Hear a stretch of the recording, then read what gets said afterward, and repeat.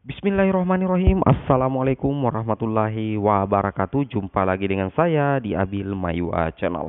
Jadi teman-teman, channel ini merupakan channel pendidikan tempat kita berbagi tentang aplikasi pendidikan, Microsoft Office, serta tips dan triks komputer.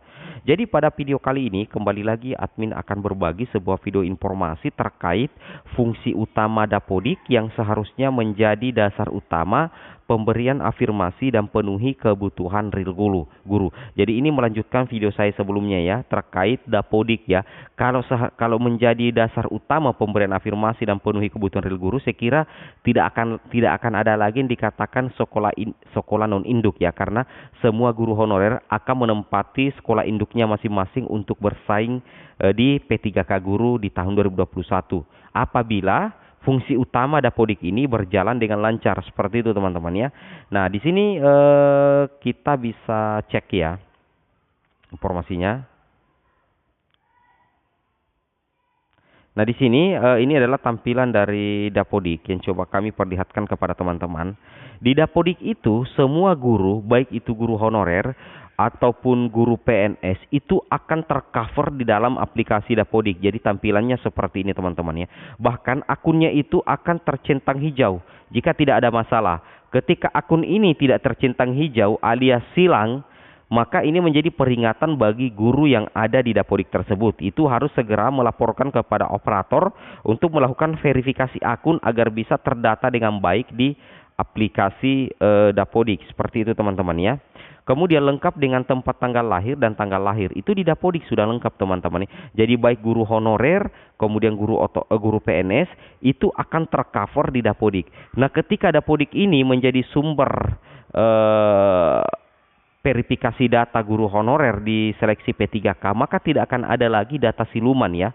Karena kenapa? Yang diambil oleh server adalah yang aktif real di aplikasi Dapodik. Jadi yang sudah berhenti melalui server, yang sudah berhenti dan kemudian tidak ada lagi di tabel ini, maka itu sudah tidak bisa lagi terkoneksi dengan SSCSN. Ini yang seharusnya dilaksanakan oleh Kemendikbud ya. Jadi secara otomatis data yang ada di Dapodik itulah data real guru atau data real sekolah tersebut untuk ditarik masuk ke SSCSN agar nantinya tidak ada lagi data-data yang bermasalah pada saat istilahnya seleksi P3K ya, seperti itu ya, seleksi P3K. Jadi nama-nama yang anggaplah di sini saya berikan contoh, anggaplah ini 4 orang ini yang saya lingkari ini guru honorer. Makanya nanti yang akan mengikuti seleksi P3K adalah keempat guru honorer ini dari anggaplah SD1. Jadi tidak ada lagi guru yang sudah lama berhenti mengikuti P3K ya. Karena yang masuk di database SSCSN untuk P3K guru itu adalah guru yang aktif dan masuk di tabel ini, tabel Dapodikdasmen terbaru. Seperti itu teman-teman. Jadi gampang sekali sih sebenarnya. Kalau kita berdasarkan di Dapodik itu saya rasa tidak akan ada masalah sebenarnya ya. Menurut admin pribadi ya, tidak akan ada masalah. Oke, kemudian kita coba lanjut lagi. Nah di sini terkait dengan keaktifan guru honorer itu sangat penting juga ya. Bahwasanya ketika di seleksi P3K itu ada guru honorer yang sudah lama mengabdi, sudah lama berhenti mengajar dan sudah tidak terdata lagi di Dapodik, kemudian tiba-tiba bisa ikut melamar P3K berdasarkan data lamanya di Dapodik, maka itu terjadi kesalahan di sini. Nah, di sini terjadi kesalahan. Kan di sini ada keaktifan mulai bulan Juli, Agustus, September, Oktober, November, Desember, Januari sampai Juni. Ini tahun 2021 ya. Ini data tahun 2021. Ketika guru honorer itu sudah berhenti mengajar, maka keaktifannya di sini harus di stop ya. Jangan lagi dilanjutkan misalnya checklist April, Mei dan Juni. Itu untuk operator ya. Kemudian di sini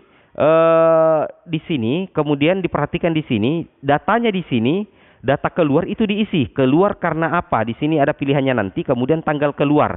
Ketika tanggal keluar ini sudah diklik, kemudian kita simpan dan tutup, kemudian teman-teman sinkron Dapodiknya, maka secara otomatis database guru tersebut itu sudah tidak tercatat lagi di aplikasi Dapodik di sekolah tersebut. Jadi tidak akan mengganggu penerimaan P3K dengan adanya guru yang sudah lama berhenti kemudian lantas bisa ikut P3K guru. Seperti itu ya, ini yang harus dilakukan. Kita hapus, kita stop centang keaktifannya, kemudian kita keluarkan melalui tabel ini. Diisi saat keluar karena apa, kemudian tanggal keluar, kemudian kita simpan dan tutup. Maka guru tersebut akan keluar secara data di aplikasi Dapodik. Seperti itu ya teman-teman ya. Kemudian kita lanjut lagi, jika fungsi ini dimaksimalkan itu tidak jadi masalah. Nah kemudian di beberapa sumber berita termasuk di JPNN kemarin admin sempat baca ada yang non guru bisa menjadi guru P3K. Nah bisa jadi seperti itu ya. Anggaplah istilahnya begini, si TU tersebut, tata usaha tersebut itu di Dapodiknya itu di sini tertulis jenis mapel bukan tenaga administrasi, tetapi justru tercatat guru mapel atau guru kelas.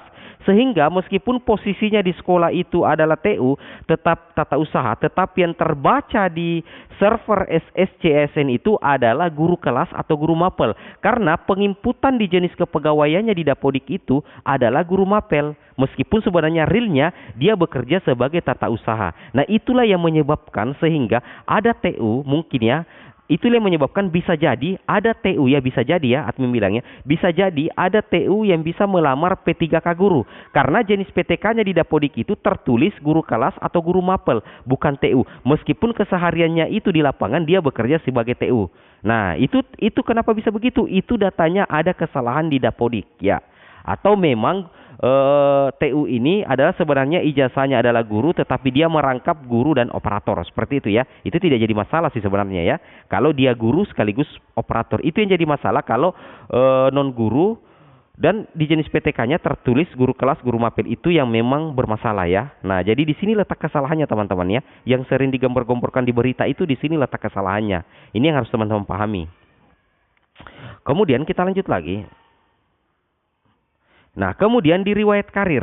Nah, ketika guru honorer mengisi data di riwayat karir, maka data teman-teman itu akan tercatat langsung di server Kemendikbudristek.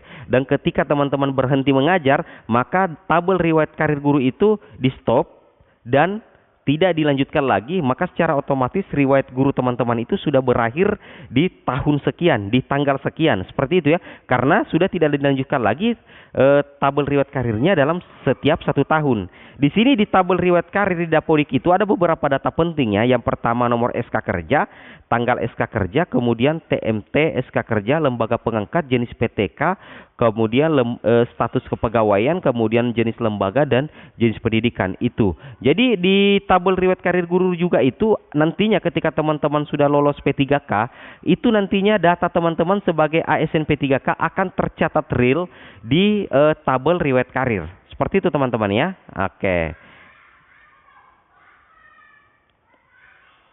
Nah, di sini kemudian yang membuktikan lagi di Dapodik itu ketika teman-teman sudah tidak mengambil jam lagi di Dapodik, maka secara otomatis anggaplah teman-teman berhenti mengajar dan keluar dari Dapodik, maka secara otomatis nama teman-teman ini tidak akan tercatat lagi di pembagian tugas mengajar di aplikasi Dapodik. Jadi, nah ketika teman-teman memang masih terdata, maka nama teman-teman akan tetap tercantum di pembagian tugas mengajar di aplikasi Dapodik. Seperti itu ya.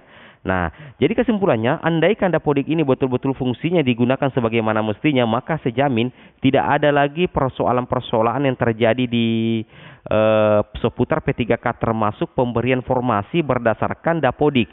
Kalau sudah berdasarkan Dapodik, maka kemungkinan tidak akan lagi dikatakan guru non-induk, yang ada adalah guru induk semua.